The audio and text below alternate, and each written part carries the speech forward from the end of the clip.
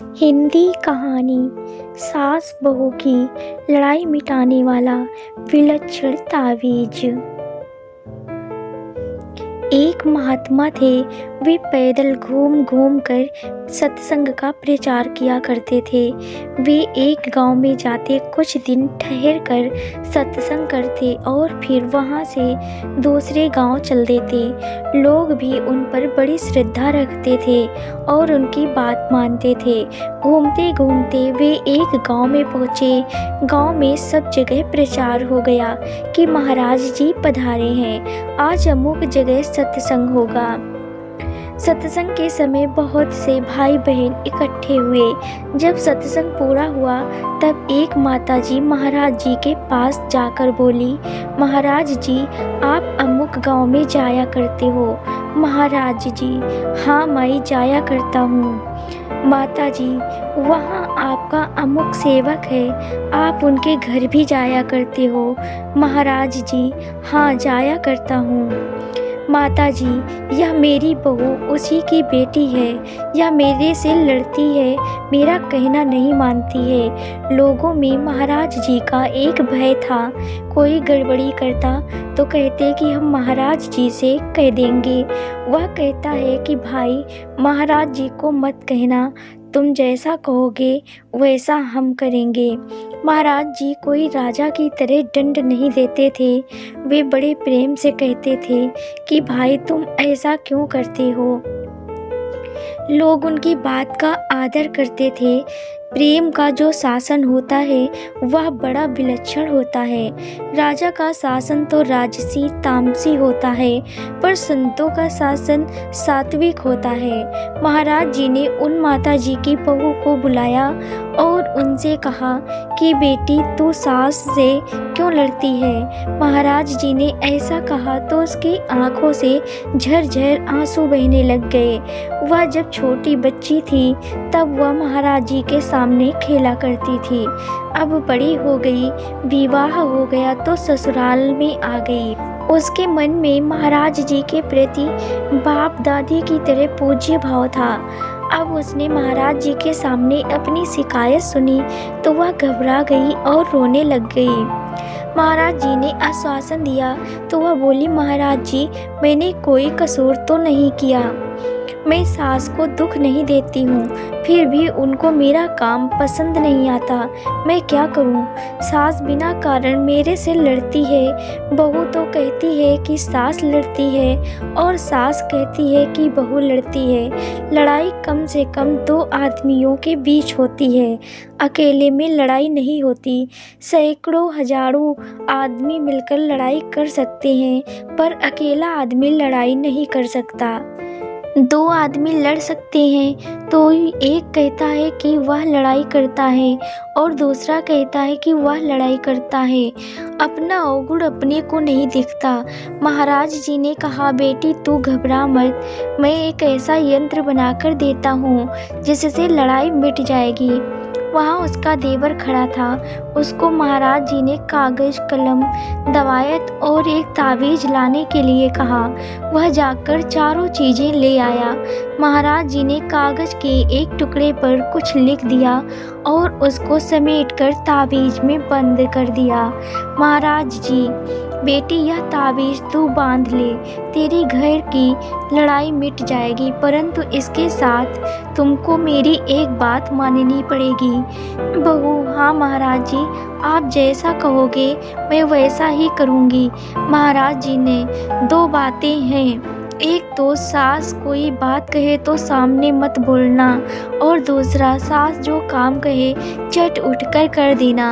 इन दो बातों का तू पालन कर लेगी तो यह यंत्र सिद्ध हो जाएगा। बहू, महाराज जी कितने दिन करना पड़ेगा? महाराज जी कम से कम 12 महीने पालन कर लिया तो सब काम ठीक हो जाएगा, पर बीच में कभी भूल हो गई तो उसी दिन से फिर 12 महीने गिने जाएंगे। उससे पहले जो दिन बीते वे गिनती में नहीं आएंगे। बहू ठीक है, आप जैसा कहते हैं वैसा ही करूँगी। बहू ने ताबीज़ लेकर बांध लिया। महाराज जी ने 4-5 दिन और सत्संग किया, फिर दूसरे गांव में चले गए। उनका कोई नियम नहीं था कि कितने दिन यहाँ रुकेंगे। हमारे यहाँ पहले ऐसे संतों की परंपरा चलती थी और लोगों पर उनका धार्मिक शासन चलता था। उनके शासन से लोग प्रभावित होते थे। लोग उन संतों को बड़े पूज्य भाव से देखते थे और उनकी आज्ञा का पालन करते थे। इससे गाँव में बड़ी शांति रहती थी। बहू महाराज जी के बताए नियमों का पालन करने लगी। सास कोई काम कहती तो वह चट हाथ जोड़कर हाजिर हो जाती थी और सामने नहीं बोलती थी। सास ने मन में विचार किया कि महाराज जी का यह यंत्र बड़ा विलक्षण है। देखो, एक दिन में ही बहू सुधर गई, घर में बड़ी शांति हो गई, घर वाले भी सब राजी हो गए। सास बहू आपस में प्रेम से रहने लगी।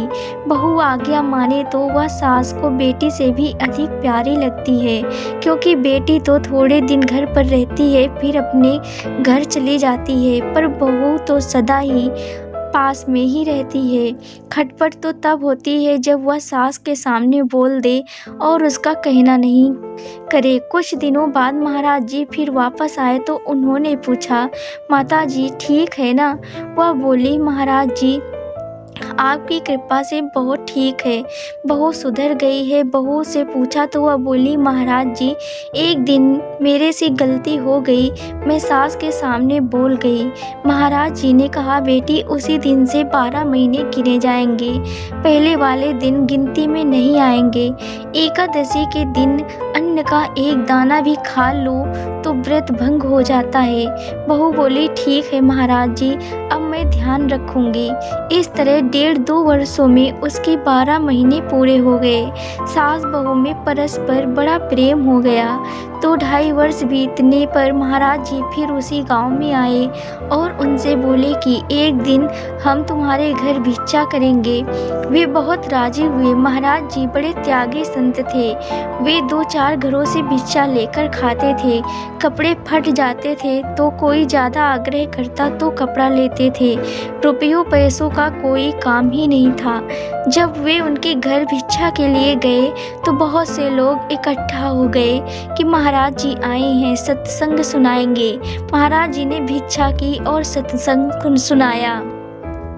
फिर कहा कि दूसरे घरों के जो लोग आए हैं उनको भेज दो, केवल आपके घर वाले ही रहें। आपसे एक बात करनी है। घर वालों ने हाथ जोड़कर सबसे कह दिया कि भाई अब सत्संग हो गया है, आप अब सब लोग जाओ। सब लोग चले गए। घर वाले महाराज जी के पास आकर बैठ गए। महाराज जी बोले कि मैंने जो ताबीज़ बनाकर दी थी उसको लाओ। उन्होंने ताबीज़ लाकर महाराज जी के सामने रख दी। महाराज जी ने कहा कि इसको खोलकर पढ़ो, इसमें क्या लिखा है। उन्होंने ताबीज़ के भीतर रखा कागज़ खोलकर पढ़ा। उसमें लिखा था, सास बहू राजी तो साधु को क्या, और सास बहू नाराज तो साधु को क्या। महाराज जी बोले, सास बहू शांति से रहें तो हमें क्या मतलब, और रोजाना आपस में लड़े तो हमें क्या मतलब। हमारा मतलब तो यह है कि तुम्हारे घर में शांति आनंद रहे। यह शक्ति यंत्र में नहीं है, यह शक्ति इस बात में है कि सामने ना बोलें और जैसा कहें वैसा कर दें। देखो, दूसरे कोई जंतर मंतर की बात कहे कि हमें देवता सिद्ध करे, हम तुम्हारे घर को ऐसा कर देंगे वैसा कर देंगे, तो डरना नहीं। इसलिए तुमको यंत्र खोलकर दिखाया है। जंतर मंतर में नहीं जानता, परंतु तुम्हारे को मेरी बात पर विश्वास हो जाए इसलिए यंत्र बनाकर दिया था। बड़ों के सामने बोलना नहीं और उनकी आज्ञा का पालन करना, इन 2 बातों का घर के सभी लोग पालन करें तो आपके लोक और परलोक दोनों सुधर जाएंगे। कभी सास कोई ऐसा काम करने को कह दे जिससे आगे नुकसान दिखता हो तो हाथ जोड़कर खड़ी हो जाए। वह पूछे कि खड़ी क्यों है तो कहें कि आपका काम तो मैं कर दूंगी पर इससे बिगाड़ हो जाएगा। वह कहे कि नहीं नहीं, यह काम करना है तो ऐसा कर दें। अगर काम बिगड़ जाए तो सीख ही ना बघारे कि देखो मैंने तो पहले ही ही कह दिया था, पर आपने माना नहीं, परंतु बड़ी नम्रता, सरलता, निर्भीमानता रखें। महाराज जी की इन बातों का सब पर बड़ा असर पड़ा। सब भाई बहनों ने से प्रार्थना है कि आप लोग भी आज इस विलक्षण यंत्र को धारण कर लें कि बड़ों के सामने नहीं बोलेंगे, उनका तिरस्कार, अपमान, अवहेलना नहीं करेंगे और वे जैसा कहेंगे वैसा कर देंगे। फिर आपके घरों में भी शांति, आनंद हो जाएगा। अगर आपको यह कहानी पसंद आई हो तो लाइक करें और चैनल को सब्सक्राइब जरूर करें। धन्यवाद।